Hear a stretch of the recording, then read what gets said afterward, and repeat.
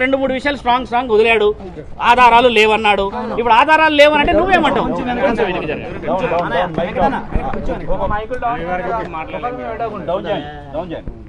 ఈ రోజు నేను ఎల్లూరు శ్రీనివాస్ పైన కంప్లైంట్ ఇవ్వడానికి మహిళా కమిషనర్ నేరెల శారద గారికి ఇచ్చేసాను. అన్ని ఆధారాలతోటి నేను అది సబ్మిట్ చేయడం జరిగింది. నేను త్రో పోలీస్ స్టేషన్ ద్వారా, త్రో కోర్ట్ ద్వారా నేను లీగల్గా వెళ్తున్నాను. సో నాకు సపోర్ట్గా మా సీనియర్ అడ్వకేట్ ఆజాద్ గారు ఉన్నారు, గురువు గారు ఉన్నారు. సో నా ఫ్యామిలీ మెంబర్స్, మా మామయ్య, మా అన్నయ్య కూడా ఉన్నారు. సో దీన్ని నేను ఇంకా ముందుకు నేనే కాదు, నాలాంటి ఆడపిల్లలు చాలామంది ఉన్నారని నేను కూడా విన్నాను. వాళ్ళంతా బయటకు రావాలని కోరుకుంటున్నాను. కనీసం మెసేజ్ల రూపంలోనన్నా, కాంటాక్ట్ రూపంలోనన్నా వాళ్ళు బయటకు రావాలని నేను మనస్ఫూర్తిగా కోరుకుంటున్నాను. అంతేకాదు, నిన్న కామెంట్స్ పెట్టిండు నా పైన, నా పర్సనల్ లైఫ్లో ఇన్వాల్వ్ అయ్యాడు. సో నా పర్సనల్ లైఫ్లో ఇన్వాల్వ్ అవ్వడానికి తను ఎవ్వరు? నేను ఏ రోజున తను కాపాడమని నేను ఎప్పుడూ అడగలేదు. మరి కాపాడమని నేను అడిగినప్పుడు ఈ రోజు నన్ను కాపాడాలి కదా, అలా ఎందుకు పారిపోతాడు? గత 20 డేస్ నుంచి నా నంబర్ ఎందుకు బ్లాక్లో పెడతాడు? అంతేకాదు, ఈ వర్షిని అమ్మాయి అది ఇప్పుడు ఎందుకు వచ్చింది ఈ అమ్మాయి ముందుకు అని అంటున్నాడు కదా. 2 డేస్ బ్యాకే కదా వర్షిని పెళ్లి చేసుకున్నా అని చెప్పింది. మరి నేను తొందరగానే రెస్పాండ్ అయ్యాను కదా. అంతకుముందు తల్లి కూతుళ్ళ బంధం అన్నాడు, గురు శిష్యుల బంధం అన్నాడు. మరి తన నోటికి అదుపు ఉందా?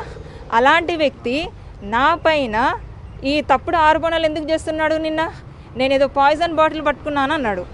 నేను పట్టుకొని నేనేదో వీడియో కాల్ చేసి నేను బెదిరించానని అన్నాడు. అంటే మీరే పెళ్లి చేసుకోవడానికి మీరే బెదిరిస్తానని అన్నాడు.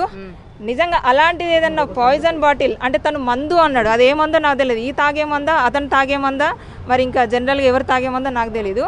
నేనైతే పాయిజన్ అనుకుంటున్నాను. ఆ పాయిజన్ బాటిల్ తాగి నేను బెదిరించానని అంటున్నాడు కదా. అదే పాయిజన్ బాటిల్ ఇప్పుడు మీ మీడియా ముందు నేను అలాగే నేను బెదిరిస్తాను. అందరినీ వదిలేసి, వర్షిని కాదు ఇంకా ఏ దర్శిని ఉన్నా వదిలేసి వచ్చి నాతోటి ఉండాలి.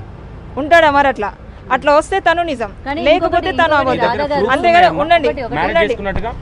ఇంకోటి, తను ఫస్ట్ డే అంటే January 1, 2025 ఇక్కడ లేనన్నాడు.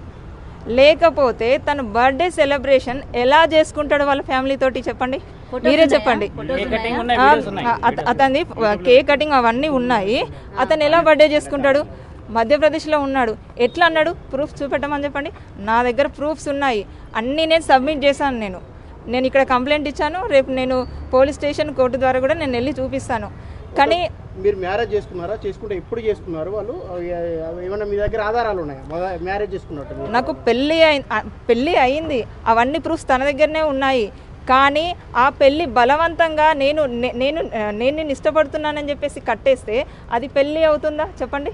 అంటే మీకు ఇష్టం లేకుండా పెళ్లి చేసుకున్నాడా? నాకు ఇష్టం లేకుండానే పెళ్లి చేసుకున్నాడు, బలవంతంగానే చేసుకున్నాడు. కానీ ఈ రోజున ఒక అమ్మాయి పెళ్లి అయిందని చెప్పేసింది కదా, ఇట్లా ఎంతమందిని పెళ్లి చేసుకుంటూ వెళ్తాడు?